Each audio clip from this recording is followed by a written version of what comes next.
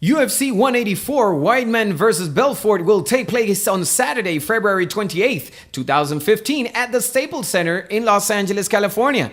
Middleweight champion Chris Weidman and former lightweight heavyweight champ Vitor Belfort have been trying to meet for some time now, but due to various circumstances, their matches at UFC 173 and UFC 181 have been postponed.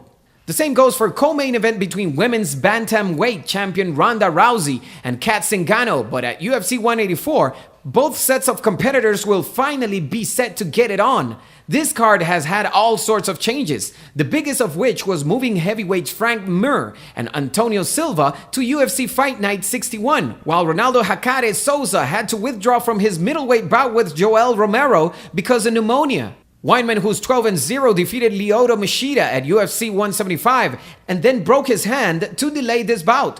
But he showed that his two wins over Anderson Silva was no fluke, even the second where Silva broke his chin, and Weidman is solid standing up, although he has a background in wrestling and strong jiu-jitsu.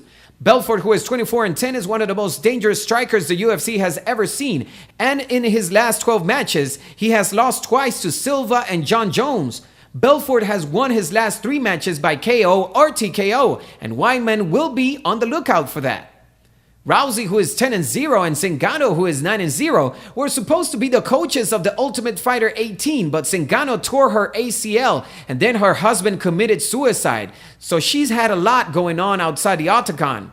But she finally gets her chance to take on Rousey, who has gone past the first round just once and has stopped all 10 of her fights. Zingano has stopped 8 of her 9 fights, and it'll be interesting to see if she wants to go to the mat with Rousey, who has become renowned for her armbar technique.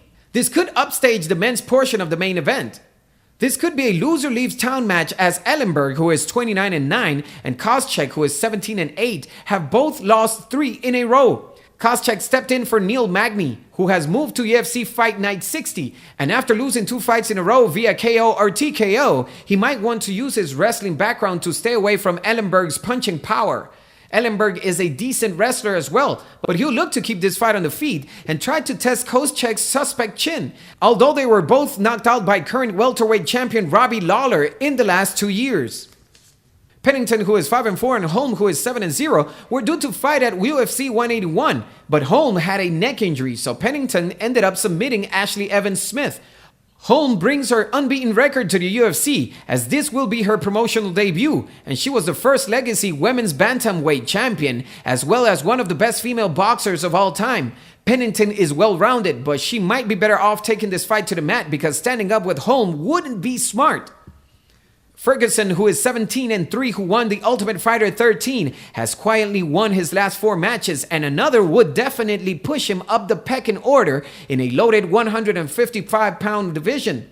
The California native is extremely well-rounded with 9 KOs and 5 submission wins, and he is comfortable wherever the fight goes.